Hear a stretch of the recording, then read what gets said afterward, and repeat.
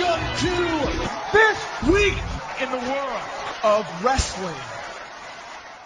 Welcome to TWitWoW, the best wrestling podcast made for wrestling fans, by wrestling fans, on the web today. I'm John, that's my cohort and commentary Ashton, and this is our NXT review. And you know what, I would describe this as a solid episode of NXT, but the one word that really stands out to me is transitory. This is an episode of NXT that kind of furthers along some stories, and I think is just kind of a placeholder for future weeks of television when things are really going to heat up. But this episode had some quality matches, some progression for some superstars that we saw debut recently, and again, it did kind of lay the groundwork for some things next week. So I think it checked off all the boxes. I had fun with this hour, no complaints. What about you, Ashton? Yeah, I completely agree. I thought this was a really fun episode of NXT. I felt like there was a really good pace to this episode. It felt like there were no real parts or points in this episode where I felt like I wanted to fast forward or turn it off or anything like that. Really, the only time I ended up really kind of skipping over anything was when WWE was advertising stuff for main roster. Exactly. Yeah, I agree with you. I really like that word that you used, the pacing and everything. I think it was really down for this episode. So with that said, I mean, let's get right into it. Heat of the night. I had zero complaints about tonight's episode. Again, I think it checked off all the boxes. It did what it needed to do. I don't think this is an episode of NXT that had anything really exemplary on it, but it was just that fun hour of wrestling that you get from these guys pretty much every week. So, Ashton, do you have any heats of the night? I don't have any heats of the night in that I don't really have any serious, make me angry kind of complaints about the show, but I do have two nitpicks, one of which is significantly more lighthearted than the other. Okay, then let's do the lighthearted one and then just work from there. So what's your lighthearted nitpick? I feel like the NXT audience missed a massive opportunity in the main event tonight because Rhyno hits a gore and Corbin kicks out of it, and then they start chanting one more time when there was a golden opportunity there to start a one more gore chant. And is it just me? I feel like they actually started to do that, and then it sounded like maybe three people started chanting one more gore, but then the rest of the audience overtook them, and it's a shame on them because that would have been amazing. Right, yeah, I agree with you. It definitely works out better. But now I'm more curious about your more serious nitpick. Yeah, it's kind of a weird one, and I think it's just because of how much more credit I give NXT than the main roster. And I think that really this nitpick is more of I think NXT could have done better rather than an I don't think NXT did well at all. Right. I wish Carmella would have done something to try and help Enzo and Cass when they were getting beat down by the mechanics. I agree. She was just sitting there on the outside of the ring screaming. She's proven that she's tough. She's proven that she can handle herself in the ring. Even if she wants to grab a chair and just start charging in there, it would probably have chased the mechanics off. And even if it wouldn't have, I think she could have held her own against the mechanics. Especially with a chair. Yeah, I agree with you on all counts, but I think this lends itself to a more interesting discussion. I don't know if now is the time or the place to have it. But, you look at the current climate that WWE is in, and I've heard other people talk about this, the PG rating, they're a publicly traded company, this and that. I feel like if this was a different era, because we know Lita, Team Extreme, she used to get involved physically, like with Top Rope Hurricane Ranas and stuff against the Dudleys and other prominent teams when she felt like they were struggling. But it seems like, I don't know, in this day and age, you don't want to have those physical altercations with women if you're the WWE, because I know a lot of politicians and groups kind of hammer them on that point. But I agree with you. It's a tough position too because they're also baby faces. So you feel like, I don't know, maybe it's a more baby face characteristic to struggle and to be helpless in times like this than to kind of show resistance. It's a difficult thing, but I definitely see where you're coming from. I can understand the guys being helpless, or at least seeming helpless, but I feel like a female being helpless in NXT is regressive. Yeah. I mean, I'm with you all the way. I don't want to make it seem like I'm content, because you and me, I think, are on the same page. It's just, I don't even know if that will ever happen, which is a shame, because I think it would be a cool moment for Carmella. Yeah, I mean, I want to be clear. I don't necessarily think that she should have gotten in there and started, throwing punches or anything like that, but, I could have seen where First of all, I think it would have been the smartest thing would have been for her to grab a chair out from under the ring and just kind of charge the ring and have them run out. I think that would have been the smart way to do it, because then it's like Carmella saving Enzo and Cass, and that would have been a really different take on it.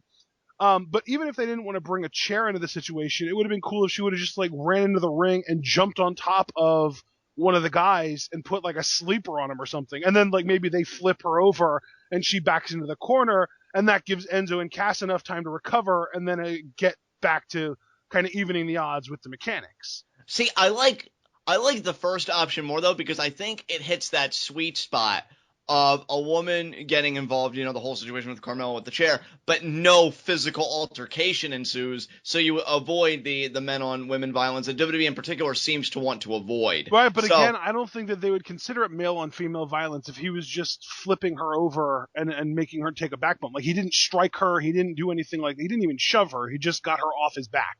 And see, I agree with you. Again, it's funny because, again, you and I really are on the same page. I'm just trying to think how WWE would think, and they come off to me as, very anal about that kind of stuff. Like, they'd rather not do it at all than even Well, I mean, I think they kind of proved that tonight with her just kind of standing out on the outside of the ring yelling while her friends got beat down.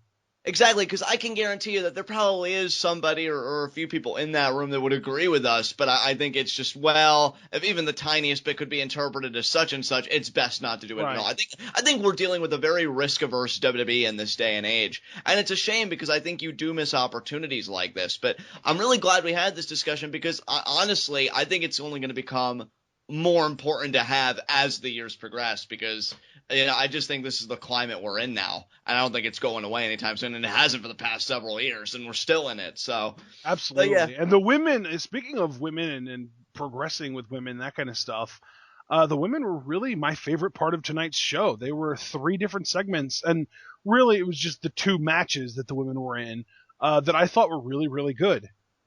I agree. Yeah, I really enjoyed that as well. I completely agree with you.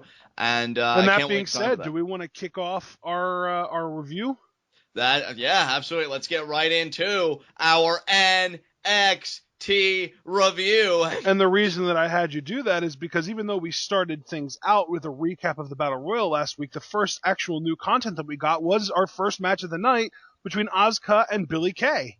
Now, I'm gonna ask you a question to start this review off, Ashton. Sure. Are you gonna be okay? Because Asuka murders people, so I want to know if you're gonna be okay parting with Billie Kay. This is probably her last match for a while. You're gonna be all right? No, see, that's the thing, though. I actually thought this was a really, really well done match, and I don't think anyone got murdered here because I don't think Asuka had any grudges to hold in this match. That is true. And you know what? I gotta give credit to NXT for letting Billie Kay get some shine here. Yeah. Because she did get some offense, in fact, some impressive offense. That's and by the way, I just want to nip this in the bud immediately because I know people are going to say something. We're not being hypocritical because we like that Billie Kay got offense, but we didn't like that Dana Brooke got offense, because the difference there is that Billie Kay is meant to be taken as a serious competitor. Dana Brooke's entire angle leading up to her match with Asuka was that of a comedy heel. And plus, I think, just to put in my own 2 cents, I think Dana Brooke had the bigger job here because that was Asuka's debut. That was a really big deal. Right, Billie but Kay even if that wasn't Asuka's debut, they could have gotten away with having a longer, more back and forth match. The reason that I disliked the fact that Dana Brooke got as much offense as she was is because she was being built as a joke next to Asuka. Right, yeah. Billie Kay, I mean, even before the match, she cut an in-screen promo talking about how she's fought Asuka before, she's traveled the world, and she said that she's got the longest legs in NXT, and she's going to put the boot to anybody that tries to get in her way. And I like that they're really taking her seriously. First of all, thank you so much for recapping that, because I had network problems early on in the show. Thankfully, they got quickly resolved, but I missed that screen promo, so thank you for giving me that context. It was really good. I really enjoyed Billie Kay's promo here. Yeah, I really appreciate that. I honestly kind of wish Peyton Royce would have gotten an opportunity to do something similar later on in her match with Alexa Bliss, but we'll talk about that when we get to it. I was actually looking out for that. It's funny you say that. But yeah, having that context really helps, because her even saying, she's faced Asuka before, that makes it better that she has the impressive offense she does. Because again, what stood out to me was that stalling suplex she did. And I thought that was really cool. And yeah, she really seemed to give the fight. But what's great about a person even getting offense, and this is the other beautiful thing about the booking of Asuka, even if somebody gets offense, that doesn't necessarily equate to that offense mattering. Because the moment Asuka flashes you that smile, you realize, oh my god, my control has only been an illusion this whole time. And then Asuka goes on the tear that she does, and people love it. Asuka making, quick work. She tries for that armbar attempt. Obviously Billie Kay able to resist, and she goes on that tear, but ultimately she does get caught in the Asuka lock, and that pretty much puts the match away. But I like that Billie Kay got this little bit of shine, especially the screen promo, because that develops personality, which is very important. It allows people to kind of connect with Billie on that level. And Asuka just continues her warpath, so no complaints here. Can I just say, I do feel a little bit of a disconnect with Asuka so far. Really? Yeah, because I feel like they really built her up like she was going to be just an absolute monster and just tear through the women's division, and next thing you know, she would end up on Bayley's footstep. But it didn't really play out like that at all. It's kind of the exact opposite. It's like they brought her in and made it seem like she was going to be this monster, and then she shows up and she's more of a mechanic than anything, where she puts on good matches with pretty much everybody. And sure, she has amazing facial expressions, and I'd never deny that, but I don't think that it's fair to make it seem like she's this horrible murderer when both of the people that she's faced so far have come out, I mean, maybe Dana Brooke was a little loopy afterwards, but relatively unscathed. Right, I can see what you're saying. It's interesting. I actually have something that I want to say about that, but I want to save that for later, because there was a point of interest that kind of rose in my mind later on the night, but we'll get to that. But yeah, this is there aren't any other Asuka segments, so when are you going to talk about it? I'll just mention it here. It's funny because we got another Nia Jax video package, kind of recapping her debut, and it said Nia Jax next week, and I was going to say, I feel like she has become what we thought Asuka was going to be. First of all, I do agree with that. Second of all, though, I was going to say that it seems like they're keeping Asuka and Nia Jax kind of away from each other. You won't ever see both of these guys on the same episode of NXT. There's no doubt in my mind that Asuka is going to be the person to take the title off of Nia Jax after Nia wins it from Bayley. Yeah, that's kind of my thought process, too. I think these two are on a collision course, but that won't be for a while, as in, again, I'm going to say WrestleMania season. Probably, yeah. I think Nia Jax is going to take the title from Bayley at NXT TakeOver London, and then Nia Jax is going to lose that title to Asuka around either WrestleMania or SummerSlam next year. Yeah.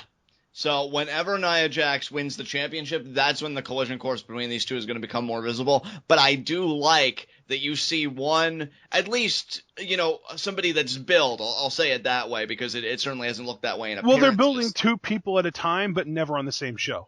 Exactly.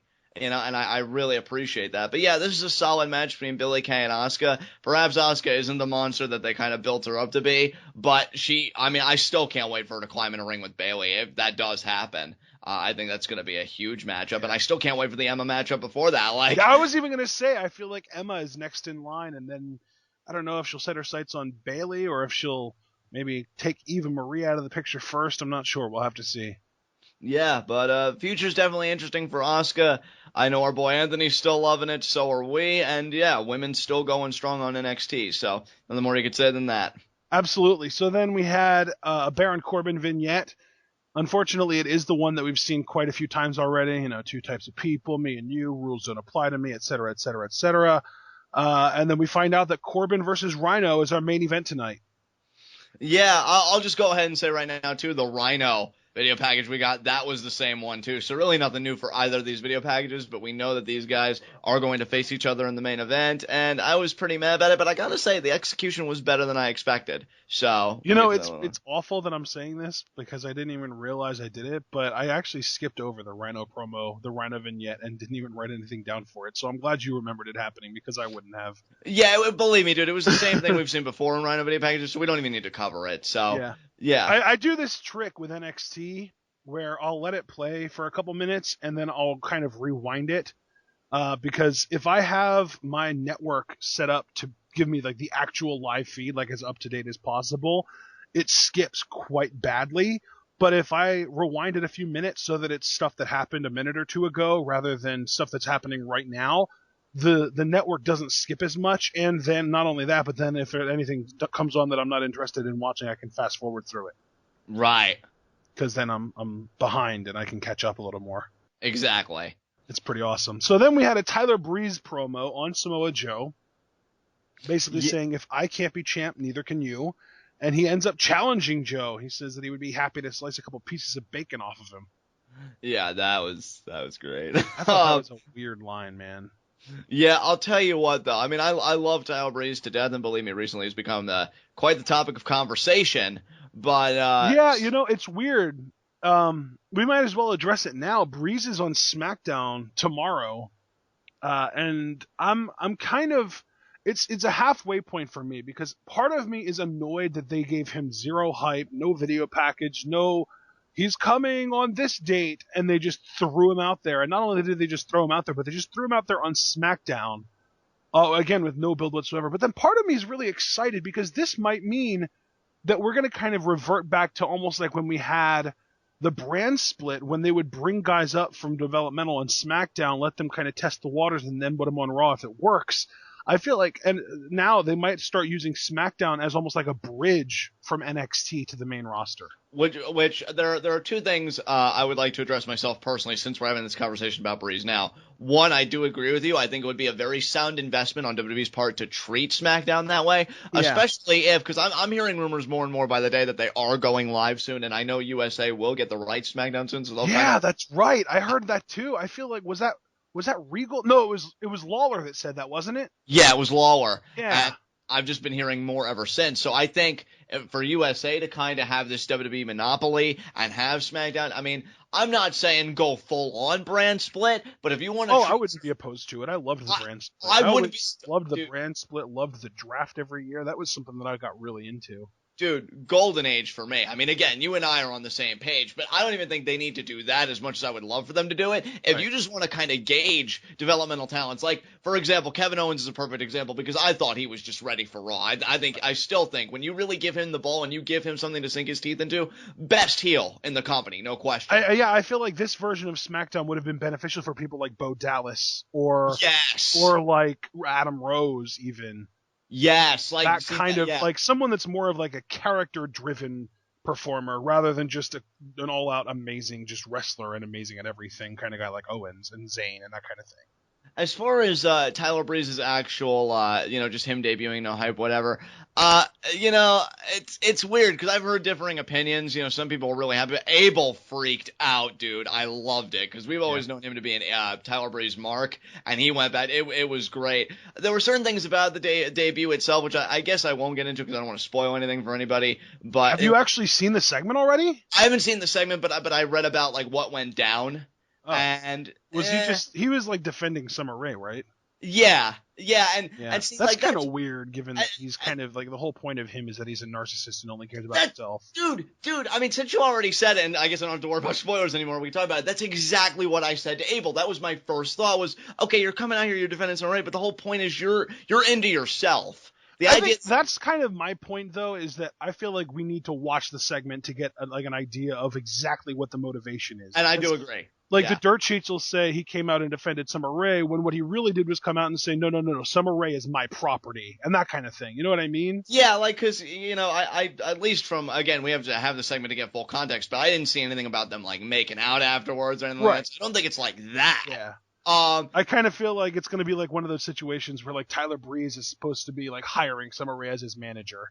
Yeah, or and maybe like Ziggler is, I don't know, like he wants to try and sever any ties between Summer and her past or something like that. Right, or maybe like a model to amplify his entrances or something. I don't know. It's Tyler freaking Breeze, but that's why I'm saying we just need to kind of sit back and wait for the segment to happen. But it is. I will say this though, John, and I want your opinion on this too. Yeah. If one or both of these following two things happen, that being SmackDown going live and SmackDown becoming a bit of a bridge between NXT and Raw, would you be interested in going back to reviewing SmackDowns on TWitWoW? I think if one of those things were to occur and we would really see a payoff to it, absolutely. Yeah, I agree. So there you go, guys. A little bit of a teaser if those things happen. Because right now, I mean, let's all be frank, guys. SmackDown really is can-miss television. I know the saying is can't miss, but, kind of inverting it there because it's just the truth. I can miss an episode of SmackDown and not, like, miss a beat with the main stories. You say can miss, I say can't take seriously. Exactly. But bringing it full circle, we think about Breeze making this, some would call it demotion to the main roster, as I saw a lot of that as well. Of course. Samoa Joe probably gave him his walking papers, because, he laid the gauntlet down in this promo. Typical Breeze fashion, but I will say this, and we'll get more in depth to it later. I love Joe's retort. I can't wait to talk about that promo. That was actually the last thing that we saw tonight, so it's going to be a little while before we get back to it, but I agree. It was excellent. That being said, let's move on to our second match of the night, Enzo and Big Cass versus Dash and Dawson. Relatively quick match, just because Enzo really did kind of steal this one. He picked a quick little small package on Dawson and got the 3 count. Then Dawson and Wilder attacked him after the match. Cass tries to come in and make the save, but because Enzo is already beat down, Dash and Dawson managed to just double team him and take him down. And again, like I was talking about earlier, the whole time Carmella was screaming from the outside to stop, but that didn't really do anything. And you know what's funny, Ashton? I feel like if I was the fan that I was when we first started TWitWoW, this whole thing probably would have irritated me. But now, after all this time, I've really grown to love, I think, segments like this. Because here's the thing. Would I have loved the Mechanics to get a win? Obviously, yeah. I think they're a great team. I love just everything about these guys. You know what this reminds me of, though? What's that? Mac Cage on Lucha Underground. Yeah. I get this. Yeah. There's always this kind of looming feeling that Dawson and Wilder are the better team, and if they have another match, those guys are going to win. And see, I get that feeling too, and to kind of build on that, which I will in a second, but I just kind of want to finish the recap of the match. I did like it because they did start to pick Enzo apart, but then to your point, Enzo just caught him. And, but I like the beatdown after the fact because they're heels. Heels aren't supposed to be these victorious kind of competitors unless they're in a position of power or privilege, say holding a title or something like that. So I'm cool with them taking the loss because the beatdown, I think, more than made up for it. And really, I think we have a unique opportunity here to really show off the viciousry of the Mechanics and kind of getting into fantasy booking here, because we know the Mechanics beat the Vaudevillains in the Dusty Rhodes Tag Team Classic tournament. They knocked them out of it. Now we know that Enzo and Cass got the victory here tonight. I would have a number 1 contender tag team matchup, but considering this beatdown, it's made it a bit more personal. I would do a tornado style tag and just really have the Mechanics, because it's a fight that way. And that's what Corey Graves said. They may have lost the match, but they won the fight. Put these guys in the ring again with Enzo and Cass in a fight, number 1 contendership stakes, have them get the win, and then bam, we're off to the races. I like that. That's a really good idea, John. I hope they do that. I hope they do it too. I mean, I don't know about the tornado tag thing, but I do like the idea of putting them against each other for the number 1 contender spot. That I think really should happen, because now you've got kind of this hierarchy going on. Okay, well, we actually beat the champions. We have the most direct line to a title shot, and then Enzo and Cass could be like, whoa, how you doing? And then just explain well, we beat you guys, so you go to the back of the line. And yeah, I just want the tornado stipulation or no DQ because of the beatdown, and that Enzo and Cass shouldn't take that lying down as baby faces, and they should want to be able to, exact a pound of flesh. They probably won't go that far, but I don't think the issues between these two teams are over. I think there will be a number 1 contendership match to settle it all. Yeah, that's a great idea. I hope you're right. Speaking of things that are great ideas, and I hope that end up being right, Eva Marie cut another promo tonight, and she's still on vacay in Paris, soaking up the amazing culture. And yes, that was a quote. She said she misses NXT and that she'll see us soon. And this is really awful and really annoying, but I'm hoping that's the point, and I'm hoping that she's just trying to get better in the ring this whole time, and she's going to come back and not suck as much anymore. Dude, did you read the report and then this is actually good news for anybody in the Eva Marie camp, and my only question to those people is why? But I may be answering my own question, because apparently at a live event or some kind of event for NXT recently, Eva Marie got in the ring with Billie, and apparently at one point in the match the crowd was chanting Eva's learning, so apparently she wasn't that bad in the match. Yeah, I heard they had pretty good chemistry, actually. So yeah, I can't believe I'm saying this, but I mean, if Eva would actually get better, and if her and Billie actually have chemistry, which doesn't surprise me, because I think Bailey's the type of worker and the type of babyface that even a heel that isn't as put together as Eva Marie is, because she seems to be kind of not yet as cohesive as she could be yet, she could probably pull something out of Eva. Yeah. And so yeah, it makes if that title match does come, I mean, it went from, oh my god, this is impending reality, isn't it, to I think that's really cooled down, if you want my personal opinion. But if it is still in the cards, it's less cringeworthy to me than it used to be. Yeah. So yeah, that's at least the good news. As far as this promo, to keep focus, it was harmless. It was like the one we saw before, except, she's just still healing it up and being annoying and like, oh, you love me, you really love me, when she knows that nobody does. And, she uses that to her advantage to get the heat. So it was basic. She knows exactly what she's doing. Exactly. See, to me, it's funny because you look at all the different heels, and then there are heels that are just really, really good at what they do. I mean, keeping within the female spectrum, you give Sasha Banks a microphone, and she's just amazing. If you give Eva Marie the chance to get heat, she'll never be exceptional, but I think she can be passable. And again, like I said about... As long as she actually tries to get heat, rather than trying to tell everybody her credentials. Exactly. See, Eva, the way I would describe this promo is exactly how I describe this episode of NXT in general, and, in my opening lines for tonight's episode. She checked all the boxes off for what a, by the numbers heel promo should be. I got no complaints about it. We can move on. Next was our third match of the night, Danny Burch versus James Storm. Yeah, you know what? I've never been the biggest James Storm fan. And neither have I, but it's still relatively cool to see him in NXT. I just think he's on a Rhyno deal, if I had to guess. And even if, maybe not even that, this might have just been a one-time thing. I kind of doubt it, but if it's more than a one-time thing, I don't see it being any more than a Rhyno deal. I do agree with you. And I was going to say, even though I've never been the biggest James Storm fan, it was, I mean, not full on, but it was a feel-good moment tonight for me. Seeing him get in that ring, I think he was really happy to be there. And the crowd immediately chanting, "You belong here." Like, how cool is that to hear? If you're a guy working in there, like, wow, just instantly being embraced by these guys. Solid matchup, Danny Burch. Working well with, he's a good hand working with that debuting talent. We've seen him in that role before against guys like Joe and others. Yep. Yeah. So, he's a solid hand at that. The finisher James Storm used, I found intriguing, and I was grateful because at first, my stream kind of like sputtered. Freaking network really gave me problems tonight. So I was just going to assume that, because his finisher looked like he was setting up for a white noise of sorts. Thankfully, it was working fine for the replay, and I saw it. I like that finisher. That's different. You haven't seen that before? I've never seen that before. No. He's used that before. Yeah, it's the 8-second ride. See, yeah, I've never seen it. But then again, maybe he was doing it more when I got out of TNA, and I just never saw it because, dude, I've never seen him use that, dude, I swear. Yeah, it's just like a spinning bulldog. Yeah, I like it. I really do. And yeah, I even heard Corey Graves refer to it. What was it called? The 8-second ride? Yeah.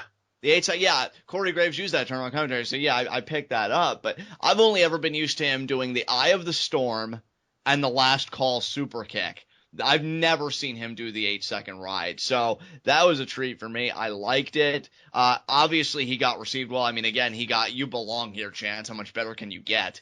And then to close everything out after the match was over, he pulled out a good old "Sorry about your damn luck." I really like that. Yeah. So you again just going in, doing your stuff, gets received well. Can't ask for any better than that. I do agree with you. I think it will be a Rhyno type deal because to me, James Storm has never struck me as having the characteristics of like that main event level kind of talent. So I don't even really expect him to lock it up with a Joe or a Bauer or anything like that. But again, I expect him to be kind of what Rhyno's been, that solid hand, puts on good matches, face or heel. It'd be cool if they found him a tag team partner. It would be. I'd like that because, I mean, tag team wrestling, that's his bread and butter. I mean, America's Most Wanted and beer money. So, he has the credentials, obviously. Either find him... think of who they would get for him, though. I mean, like, my immediate thought was Scott Dawson, but he's already in a pretty darn good tag team. Exactly. And it's weird because for some reason, and the irony is that he just got released with Devin Taylor, but the next person that came to my mind was Cal Bishop. Yeah. I don't know. So I think either find him a tag team partner, to your point, or just make him that kind of hand, that legitimizer for the next upcoming... Elias Sampson! Elias Sampson could work. Yeah, I'd like that. Oh, I want that now. That would be amazing. The Drifter and the Cowboy, are you kidding me? You were even acting like when we were talking about Elias Sampson, you almost confused the Drifter gimmick with the Cowboy gimmick. Yeah. Oh, that would be perfect. Yes. So it would work, definitely. Either that or, again, make him that legitimizer for the next upcoming heel or babyface that you really see a future in.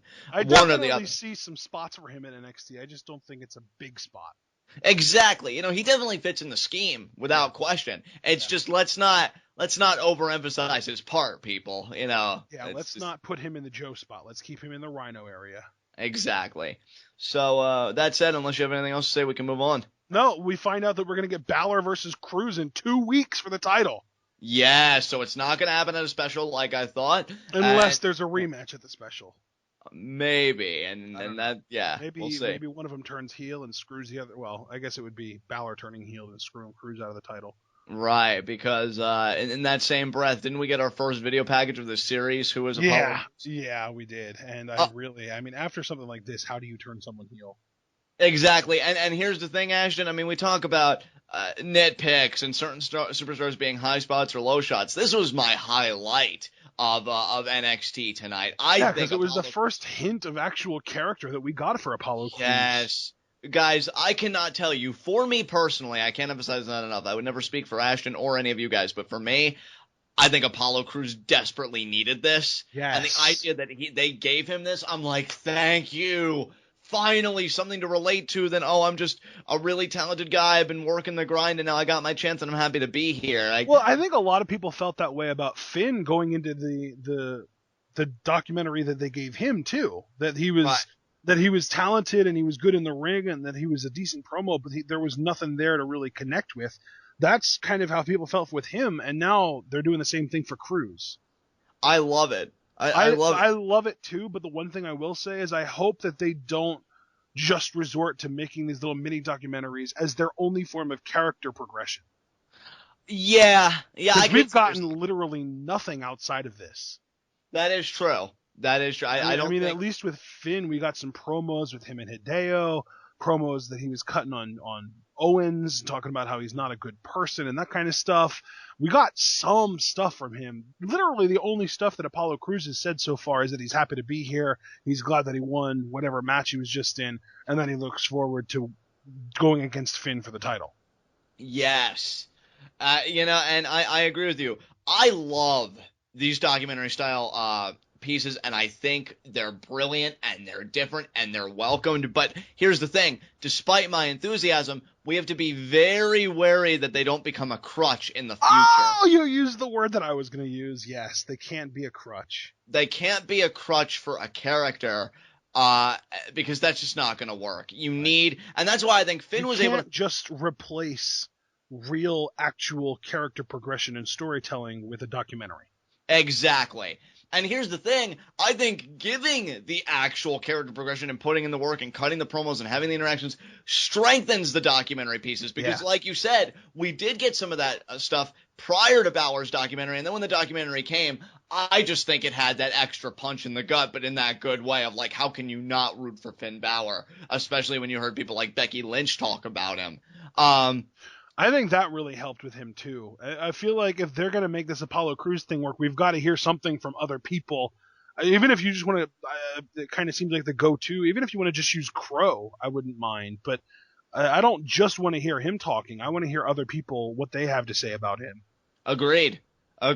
For now, though, for an introductory piece, again, this was, I think, what he needed. This was the start, and it was really well done. It was. I love the story about, him and his family, that they struggled financially with him growing up. His father always made more money than his mother, but it still wasn't easy. And the mom, he would complain to her like, "Oh, Mom, I want these tag title belts." And she's like, "Oh, I don't have any money for that now." And she would go in and he would just pout in the car and kind of stew, and she'd come back with the championship. And Cruz says, looking back, I realized despite how hard it was for my family, I was spoiled. And he got emotional about it because it really hit him, the sacrifices his family made so he could have a happy childhood.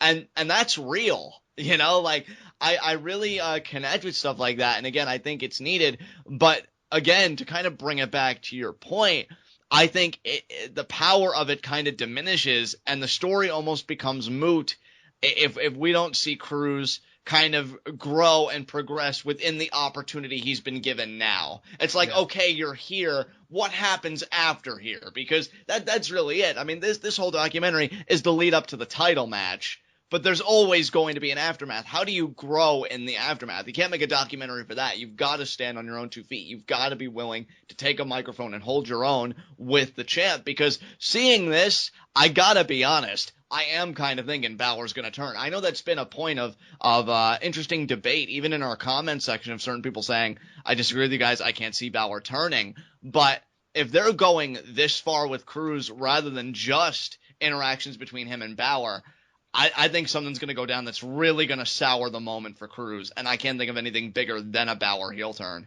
So that's kind of where my head's at. I don't know if Balor's going to go full heel in this match, or if he's just going to kind of pull like a Neville and just kind of flash little heel tendencies, where it's just him just doing anything to win. Right. I mean, I guess the possibility is still there that they could swerve us and you get this emotional story from Cruz, and, you know, he looks back on his own story at a moment in the matchup and he's like, well, I've come this far, I can't let it slip from me now, and then he does something dirty, but I can't conceive of it. I think Balor's far more likely after this. Yeah. And, yeah, he talked about how his father didn't even approve of him doing this, and he was Dude, like, oh. Cruz turning after this would be the ultimate swerve. Oh my god, dude. I mean, here's the thing, I hate to be that guy because I know I'm always the first one to go for, like, the low blow and the malicious route, but when you bring your own mother and father into this and your financial struggles as a child only to, like, kick the champion in the balls and get him in a package or something or use a belt or whatever, it's like, my heart. Well, and that's another thing, too. I feel like this was really needed because everything Cruz has done so far, it's been perfect. He's been a perfect person. You can't relate to that. I think a lot of people, including us, wanted to see that it's possible for him to fail at something.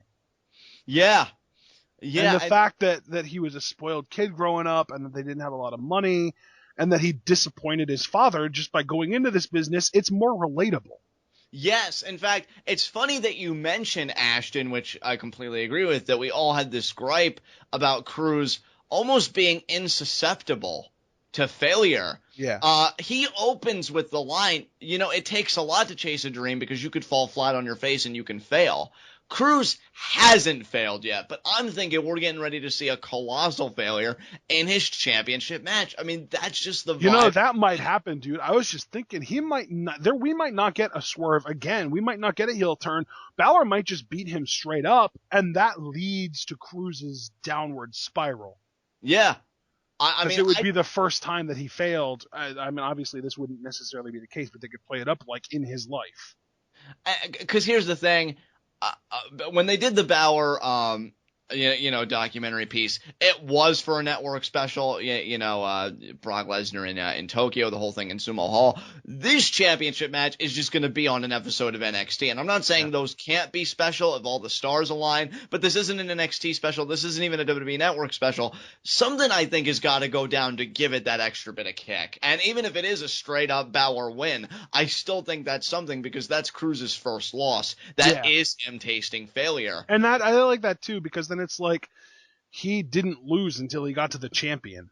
Exactly. So what does that say about Apollo Crews? He's so good, it took the best in the game today, or so we would believe, of course. At the time, yeah. Exactly. Knocking him off the perch. Yeah. So, yeah, I'm really glad you mentioned that, Ashton, because it just harkened back to Cruz's opening lines to kind of introduce this thing. And we're going to see part 2 next week. And I would like to see, because they said it's in 2 weeks, so it won't be next week. It'll be, I guess, the week after.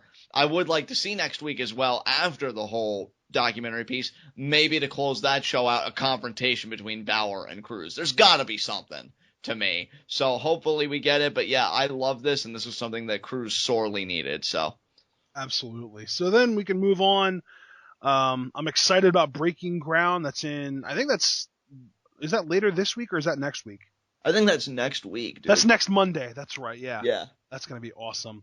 But then after the Breaking Ground promo, we get a Nia Jax vignette. Again, just kind of something that we've seen, a lot of stuff that we've seen already, but also we get kind of a full body view of her that wasn't necessarily something that we had seen before, because we get to see kind of what her original attire was supposed to be. Right. And I think that they need to bring that back big time. Yes. And I noticed a lot of people in our comment section agreed with us on that.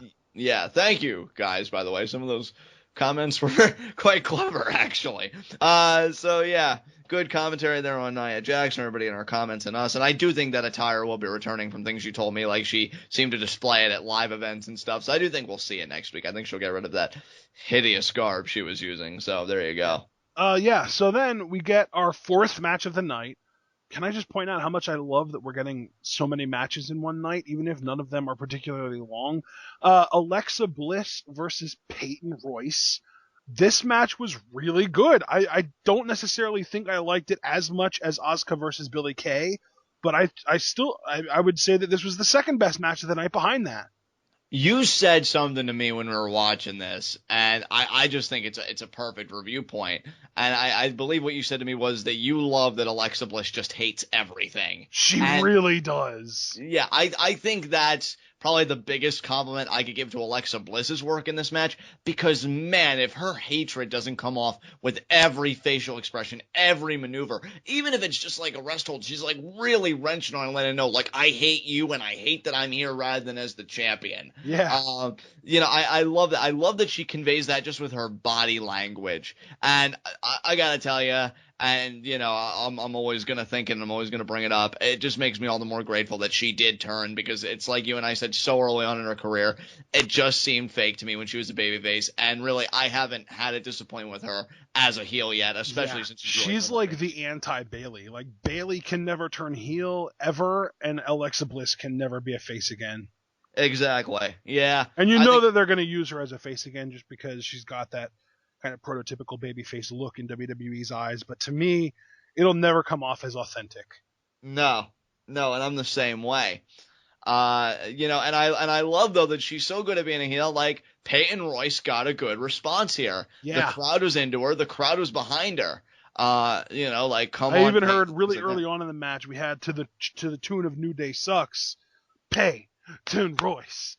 Peyton Royce. I thought that was pretty cool. We got some just straight up Peyton Royce. Like, there were a lot of chants for her. It was awesome. Yeah, absolutely. She did get some offense, again, that leg-based offense that we've become acclimated to with her.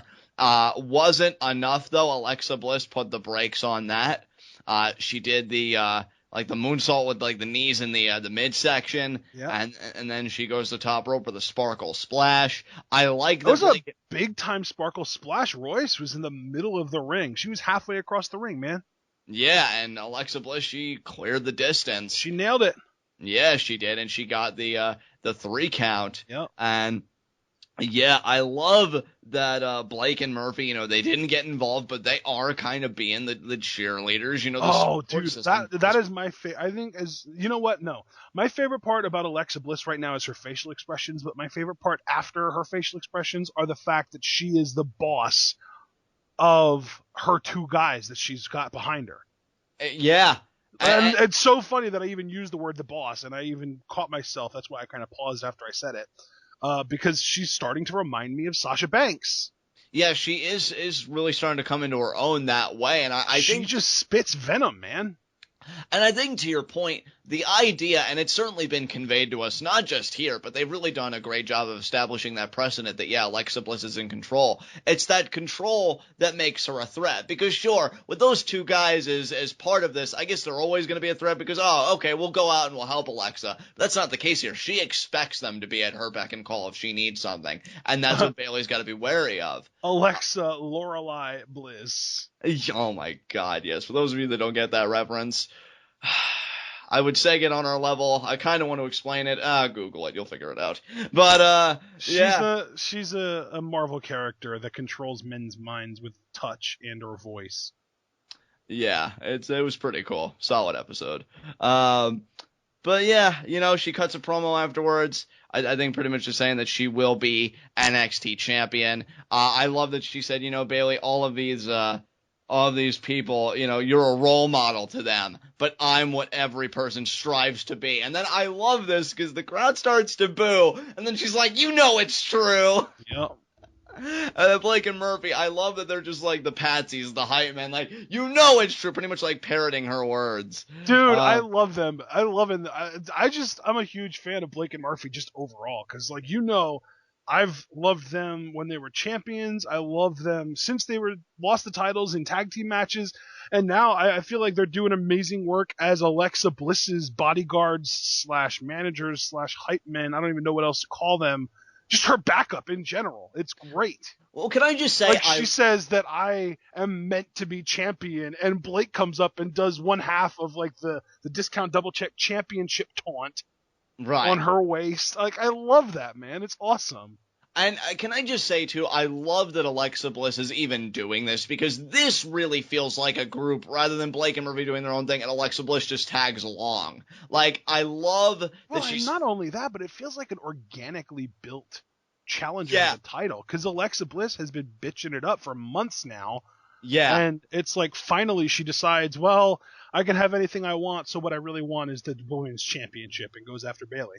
Exactly. This doesn't feel manufactured. This feels, very organic. Again, it's the exact opposite of what Eva Marie would have been as a challenger. And you know what? Like, I'll put it to you like this when I was saying earlier that I love it. This really does make it feel like Blurfexa rather than Blake and Murphy with Alexa Bliss, with her doing her own thing. Yeah. And I really, really like that. So, and you know what, though? I don't feel like it ever really felt like just Blake and Murphy with Alexa on the side, because you got the feeling pretty much as soon as she joined them that she was running the show. Oh yeah, she really kind of even when they were in the ring and she was outside, it still felt like she was calling the shots. She was ordering them around. She was helping them to win. That kind of stuff. Yeah, I mean, she's always asserted herself. She's always been quite animated within the group. I think when I say that, it just means as a matter of she's not just there to help Blake and Murphy. She's pursuing her own interests, and I guess you could say it's like Blake and Murphy had their run. Now it's her turn. Exactly. So I really appreciate that. So good matchup. I love that from Blake and Murphy featuring Alexa Bliss to Alexa Bliss featuring Blake and Murphy. Yes, yeah, complete reversal. So yeah, solid matchup, solid promo. I love that Billie Kay and Peyton Royce, they are becoming regulars on NXT. Like, they are both so good. Yes, they're gonna get their win. One of them is, and hell, maybe those two will be on a collision course to team up or whatever. We're all still waiting. I know people in our comment section are too, for that all Aussie faction. And New Zealand. We can't just leave Evie out. Yes, that's true. And New Zealand. I mean, let's bring them all together. Let's do it. So there you go. And they need Buddy Murphy as their bodyguard. Yes, Buddy Murphy's got to protect because male on female violence isn't allowed. So if any guys have a problem with them, they need somebody to handle their business. Exactly. There you go. Or they could just do what Alexa did to the vaudevillains and just slap the shit out of everybody, knowing that they can't retort. That's so true. All right. So what's next, bud? Joe versus Breeze next week. We find out, and then we get our main event of the evening: Baron Corbin versus Rhyno. And was this match bad? No. Was this match good? No. Was this match tolerable? Absolutely. And it served its purpose. Yeah, I think the only thing that really made this match go a notch above their prior bouts was the kick out of the gore moment. Yeah. I really like that, because I was so worried that freaking Rhyno was going to beat Corbin, dude. I was worried too, so I got to give them points for that too, because they actually caused me genuine anxiety in that anticipating the 3 count. Yeah. And I think Corbin kicking out of... Yeah, I know, right? And I think Corbin kicking out of the gore made this match earn its place on the NXT card. And I know that's a weird thing to say, because as the main event of the show. And as a main event of the show, because it shows the toughness of Corbin. And then to catch Rhyno in the end of days the way they did, it's always great visually. And I'm telling you, sooner or later, Corbin's got to get his title shot. I'm just still waiting for him to get... And it's crazy, too, because I feel like it feels like Finn Balor is ripe for a heel turn, but it also feels like it's not something that they need to do. So they could just keep him face. But then you have to wonder, like, if they do keep him face, it makes sense for Corbin to win the title off of him. But if they turn him heel, it makes the most sense in the world for Hideo Itami to take the title off of him.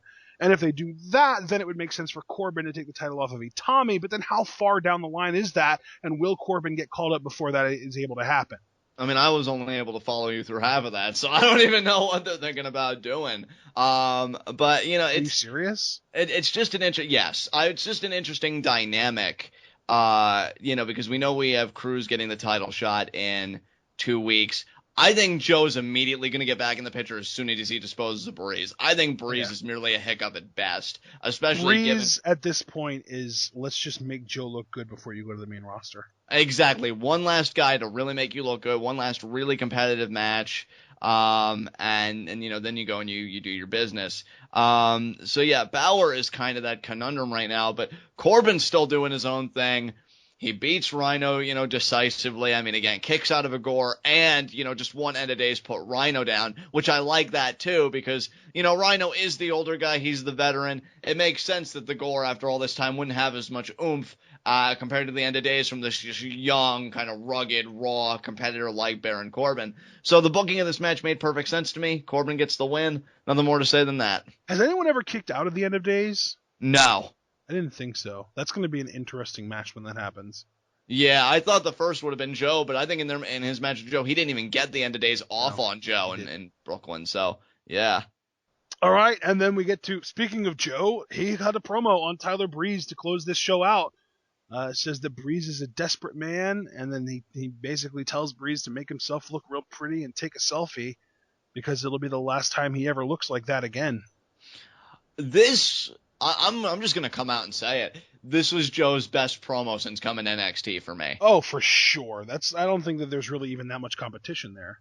Absolutely. I feel like what made this promo next level, and in fact, here's really going one step further because I am familiar with some of his mic work in TNA and other places. I feel like this is one of the best promos that I've personally seen from Joe in general because I think what made this so next level was it just wasn't Joe being intense and being violent and volatile. He incorporated the gimmick into that, and I really like that. I think that's a great technique. It's not something that just any guy can do. I think you have to be working off of a person where the gimmick wouldn't feel so forced to try and work it into a promo, but this didn't really feel forced. You know, he said, I want you to, you know, put the highlights in, shave, you know, cut your hair, take that nice picture, you know, take that nice selfie, because when I get my hands on you, you will never look the same again. But his delivery is just like, oh man, what did I step in? And the great thing about it too is that his delivery, I feel, was the perfect medium because he could have gone way over intense, and I've seen him do it before, where like you see the sweat dripping off the tip of his nose and his head starts shaking like he's having a freaking convulsion. But he kept it relatively composed, amped up the intensity a little bit, and I think it just worked perfectly. I think in a way that makes it even scary because, again, I think anybody who knows Joe's promos, because you just described it to a T, when he gets, I don't want to say hammy, but that is kind of... No, that is like, what it is, though. It really is hammy sometimes. You know, it's like this overly violent, like, I'm going to kill you, stuff like that. It's like, we get it, Joe, you're intense, cool it. But it's like, when it's this kind of leveled out sort of thing, it's like, what is he holding back that he's just waiting to get his hands on Tyler Breeze for? Yeah. And that's what I think. I think it allows you to kind of invoke your imagination just as much as Joe's own words, because when you see him with that kind of restraint, it's like, oh man, he's not going to waste it all on words. He wants to pound his fists into Breeze's face. And I love this promo. It made me really hyped for the matchup next week. I mean, as if just knowing that Breeze and Joe were going to climb into a ring together wasn't enough of a selling point. Joe really made me look forward to this, because it's like, wow, this just might be just a brutalizing contest for Joe on Breeze. So good stuff here. Absolutely. And that was the last segment of the night, so we can move on. All right, guys, last segment to close this show out. High spots and low shots. I will say my low shot. Let me think. You know what? I'm going to say my low shot's Peyton Royce. Competitive matchup, but just did not get the job done. Still waiting to get that big singles win. And Alexa Bliss just kind of got the victory over her. So rough night for Peyton Royce. I'm surprised you didn't make Tyler Breeze your low shot, considering what Joe just said. Yeah, Breeze is in some steep shit, man. So because of that, I'm going to make Breeze my honorary low shot. But my actual low shot's going to be Rhyno, because he gave Corbin his best shot and didn't win. Yeah, I mean, wow. Nothing more you can say than that, man. Moving right along, I'm going to say that my high spot's Apollo Crews, because I feel like he finally did something tonight just by giving that candid interview and like having this documentary piece. I feel like I can relate to him for the first time. I feel like I can understand him for the first time and connect with him on that level. It makes the title match more personal, rather than just this one-dimensional, this really great champion versus this really hungry challenger. It has an emotional core to it now that I can appreciate. So Apollo Crews is my high spot.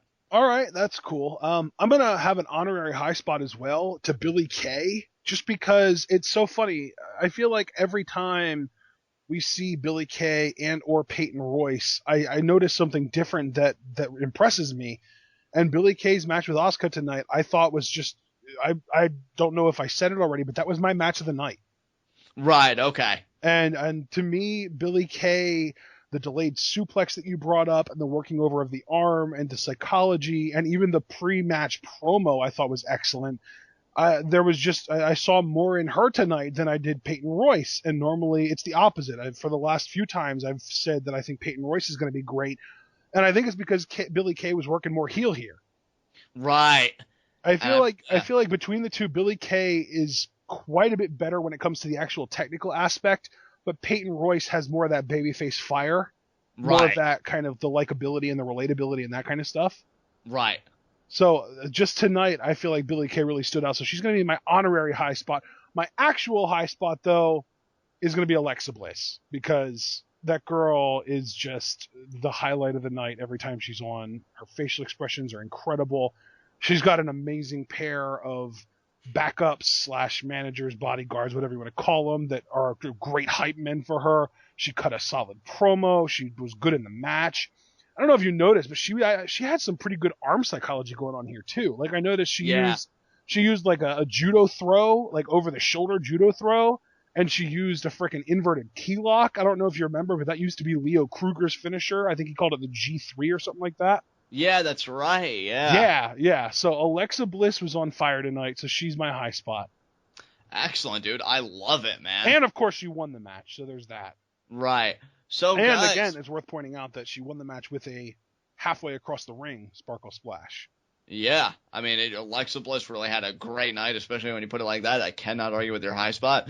So, guys, with that said, this has been NXT. This has been TWitWoW, the best wrestling podcast made for wrestling fans, by wrestling fans, on the web today. I'm John. That's my cohort and commentary, Ashton. Guys, be sure to comment and subscribe on YouTube. Ashton, what question do you have for our subscribers this week pertaining to NXT? Well, I figure I'll just kind of keep up the trend of giving people questions as it relates to our high spots. Which of the five, because I'm going to toss Carmella in there too, which of the 5 women that we saw tonight impressed you most? Asuka, Billie Kay, Carmella, Alexa Bliss, or Peyton Royce?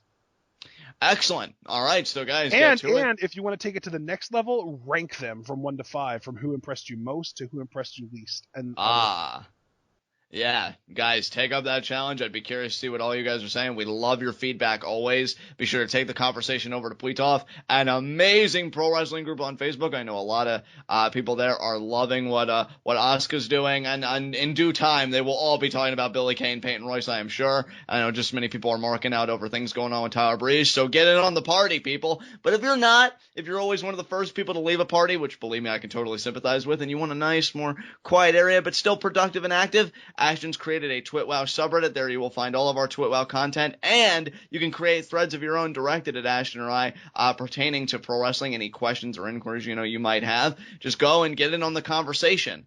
Until then, guys, we will see you again for our next episode of Luchador Spotlight this Saturday. It's going to be Sexy Star, and in the same day, we have got our Hell in a Cell preview and predictions. We're going to run down the whole card. Should be some interesting conversations. And of course, Sunday, Hell in a Cell 2015 live reactions. I'm hoping for some good mark out moments. Hopefully it'll be a great show. I've got some interesting ideas where the pay-per-view might go, but I'm saving that for Saturday. So a lot of great content coming your way this weekend, guys, that you're not going to want to miss. We hope that you join us. Get to Ashton's questions about the NXT women. Rank them 1 to 5. Love to hear your guys' thoughts. And until then, tune in and peace out.